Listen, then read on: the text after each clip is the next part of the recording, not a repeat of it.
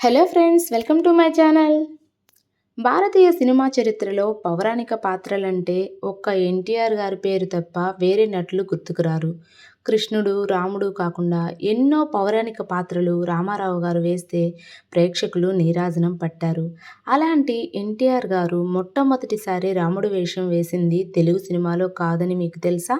అయితే మరి ఆయన మొట్టమొదట రాముడి వేషం వేసిన సినిమా ఏంటి?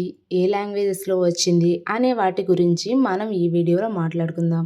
అంతకంటే ముందు ఎవరైనా ఫస్ట్ టైం గనక మా వీడియోని చూసినట్లయితే మా ఛానల్‌ని సబ్స్క్రైబ్ చేసుకోండి. మా వీడియో గనక మీకు నచ్చినట్లయితే లైక్ చేయండి, షేర్ చేయండి. తెలుగు చలనచిత్ర పరిశ్రమలో రాముడు, కృష్ణుడు లాంటి దైవ పాత్రలు వేయాలంటే ఒక్క ఎన్టీ రామారావు గారు తప్పితే మరెవరూ చేయలేరన్న పేరు ఉంది. రాముడన్నా, కృష్ణుడన్నా రామారావు గారు తప్ప వేరే నటుల్ని ఊహించలేము.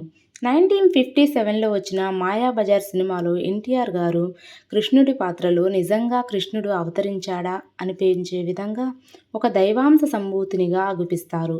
ఆ సినిమా తెలుగు చలనచిత్ర సీమలో ఒక మకుటాయమానం మణిహారం.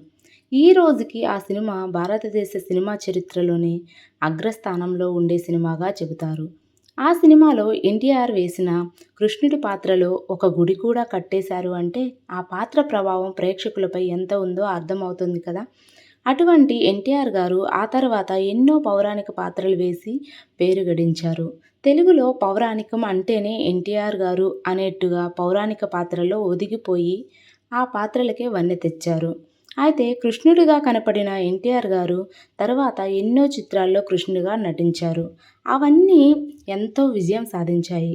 కానీ ఎన్టీఆర్ గారు మొట్టమొదటిసారిగా రామునిగా లవకుశ మూవీలో వేశారు అని అనుకుంటారు. కానీ రాముడిగా మొట్టమొదటిసారి ఎన్టీఆర్ ఒక తమిళ సినిమాలో వేశారు. సంపూర్ణ రామాయణం అనే తమిళ సినిమాలో రాముడిగా ఎన్టీఆర్ గారు కనిపిస్తారు.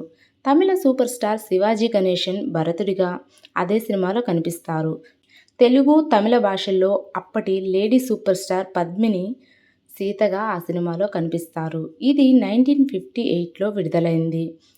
అలా మొట్టమొదటిసారిగా ఎన్టీఆర్ గారు రాముడిగా వేసినది తమిళ సినిమాలో. ఇది తెలుగులో కూడా అనువాదం అయ్యింది. కానీ ఎన్టీఆర్ గారికి వేరే వాళ్ళు డబ్బింగ్ చెప్పడం జరిగింది. ఎందుకంటే ఇది అనువాద సినిమా కాబట్టి. ఆ తర్వాత ఎన్టీఆర్ గారు లవకుశ సినిమాలో రాముడి పాత్రతో ప్రేక్షకుల్ని ఎంతగానో మెప్పించారు. ఆ సినిమా ఒక చరిత్ర సృష్టించిన సినిమా. అప్పట్లో ఆ సినిమా సంవత్సరాల పాటు ఆడిందని చెబుతూ ఉంటారు. ఇలా ఈ మూవీ తర్వాత ఎన్నో పౌరాణిక చిత్రాల్లో నటించి మెప్పించారు ఎన్టీ రామారావు గారు. సో ఇది మా వీడియో. మా వీడియో కనుక మీకు నచ్చినట్లయితే లైక్ చేయండి, షేర్ చేయండి. మా ఛానల్ని సబ్స్క్రైబ్ చేసుకోవడం అయితే మర్చిపోవద్దు. మరో బ్యూటిఫుల్ వీడియోతో మీ ముందుకు వస్తాను. Until then bye bye.